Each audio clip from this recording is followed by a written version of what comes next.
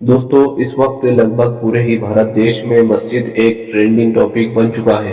क्योंकि जाहिर है पिछले कुछ दिनों से लगातार भारत के अलग अलग इलाकों में पाई जाने वाली अलग अलग मस्जिदों से रिलेटेड बहुत सारे विवाद सामने आ रहे हैं। भारत में पाए जाने वाले कोई छोटे और बड़े संगठन बहुत सारी मस्जिदों के बारे में कई अलग अलग तरह के दावे कर रहे हैं। इनफैक्ट इनमें से कुछ खास मस्जिदों के केसेस तो अब अदालत में भी पहुंच चुके हैं, कुछ के लोकल अदालत में, कुछ के हाई कोर्ट में, इवन कुछ के तो सुप्रीम कोर्ट में भी। लेकिन दोस्तों इन सारे विवादों और डिबेट्स के बीच क्या आप में से किसी भी इंसान ने कभी ये सोचने की कोशिश की, क्या आखिर हमारे भारत देश की सबसे पहली और सबसे पुरानी मस्जिद कौन सी है? आखिर हमारे भारत देश में सबसे पहली मस्जिद कहाँ पर बनवाई गई थी, किसने बनवाई थी, क्यों बनवाई थी और आखिर कैसे बनवाई थी? तो चलिए भारत की सबसे पहली मस्जिद से हम आप लोगों को रूबरू कराते हैं। स्क्रीन पर नजर आने वाली ये मस्जिद कोई आम मस्जिद नहीं है, बल्कि हमारे भारत देश की सबसे पहली और सबसे पुरानी मस्जिद है। इतनी ज्यादा पुरानी कि जिसका शायद आप लोग अंदाजा भी नहीं लगा सकते,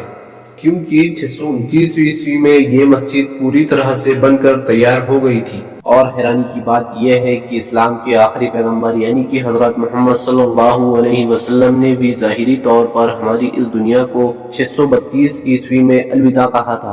तो अब इस हिसाब से हम लोग ये क्लियर कह सकते हैं कि केरला में मौजूद भारत की ये पहली मस्जिद पैगंबर हजरत मोहम्मद सल्लल्लाहु अलैहि वसल्लम की जिंदगी में ही बन गई थी। और इन तमाम चीजों से भी ज्यादा हैरान कर देने वाली बात यह है कि केरला में मौजूद भारत की ये पहली मस्जिद किसी मुसलमान ने नहीं बनवाई थी,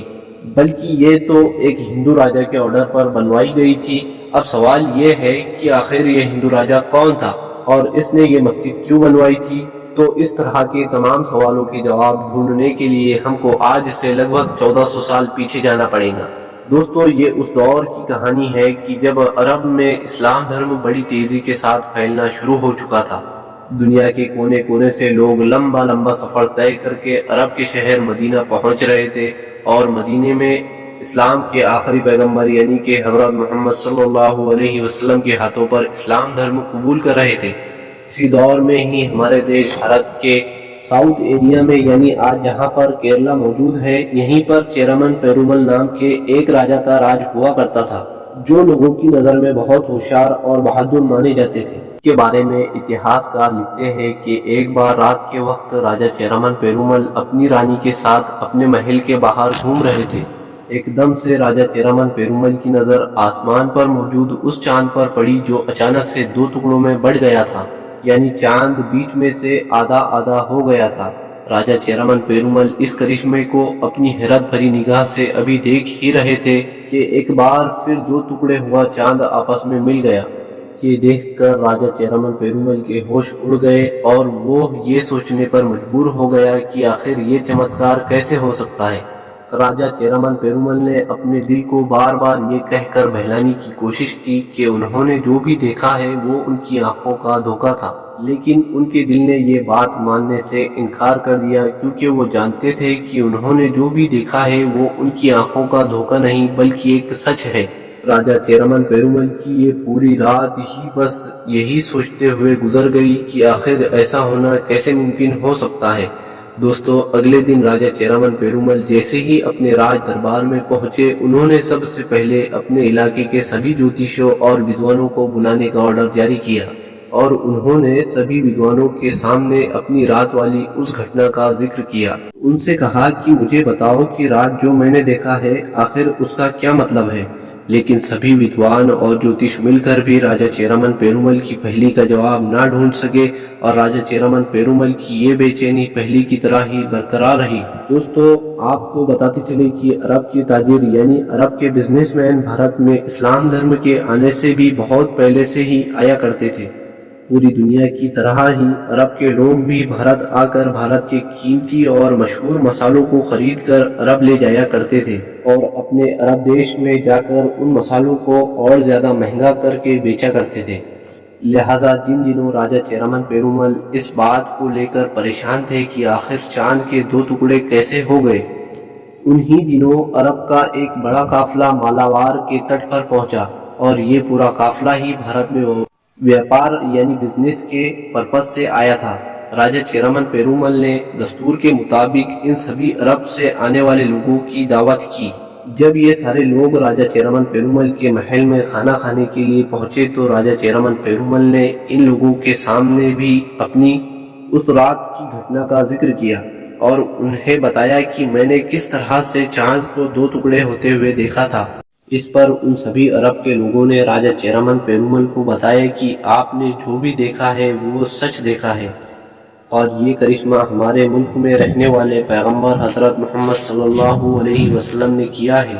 अरब के ताजिरों का ये जवाब सुनकर अब राजा चेरामन पेरुमल की बेचैनी कम होने के बजाय और ज्यादा बढ़ गई और अब राजा ने ये फैसला कर लिया कि वो हर हाल में उस इंसान से मिलना चाहेंगे कि जिसने चांद के दो टुकड़े कर दिए। राजा चेरामन पेरुमल ने अपना सारा राजपाट छोड़ दिया और अपनी रियासत की गद्दी पर अपने वारिस को बिठाया और खुद उन अरब ताजिरों यानी व्यापारियों के साथ अरब देश की तरफ चल दिए और अरब पहुंचकर राजा चेरामन पेरुमल की मुलाकात प्रॉफिट हजरत मोहम्मद सल्लल्लाहु अलैहि वसल्लम से हुई। राजा चेरामन पेरुमल ने पैगंबर इस्लाम से वो सारे सवाल किए कि जो उनके मन में जन्म ले रहे थे और उन्हें बार बार परेशान कर रहे थे। पैगंबर इस्लाम हजरत मोहम्मद सल्लल्लाहु अलैहि वसल्लम से मिलकर और उनके सारे जवाब सुनकर राजा चेरामन पेरुमल के मन को शांति मिली और उन्होंने फौरन इस्लाम धर्म कबूल कर दिया। इस्लाम धर्म अपनाने के बाद राजा चेरामन पेरुमल कुछ वक्त तक तो अरब में ही रुके रहे, लेकिन फिर कुछ वक्त के बाद जब पैगंबर इस्लाम हजरत मोहम्मद सल्लल्लाहु अलैहि वसल्लम की तरफ से उन्हें ये हुक्म दिया गया कि तुम भारत में जाकर इस्लाम की तबलीग करो, तो उन्हें भारत की तरफ वापसी का फैसला करना पड़ा। भारत वापस आते वक्त राजा चेरामन पेरुमल के साथ मलिक बिन दीनार के अलावा पैगंबर इस्लाम हजरत मोहम्मद सल्लल्लाहु अलैहि वसल्लम के कई और भी सहाबी मौजूद थे। ये सभी लोग इस इरादे के साथ निकले थे कि जल्द ही मालाबार के तट पर इनकी कश्तियां पहुंच जाएंगी, लेकिन इतिहासकार लिखते हैं कि बदकिस्मती से राजा चेरामन पेरुमल रास्ते में ही बीमार हो गया। राजा की बीमारी इतनी ज्यादा बढ़ गई थी कि उन्हें इस बात का यकीन हो गया था कि वो अब कभी भी भारत देश वापस नहीं पहुंच पाएंगे। इसीलिए उन्होंने फौरन अपने हाथों से एक खत लिखा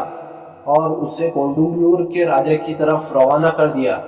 और उस खत में उन्होंने लिखा कि शायद मैं भारत देश अब कभी भी नहीं आ पाऊंगा, लेकिन मेरे सभी दोस्त यानी मलिक बिन दीनार और उनके सभी साथी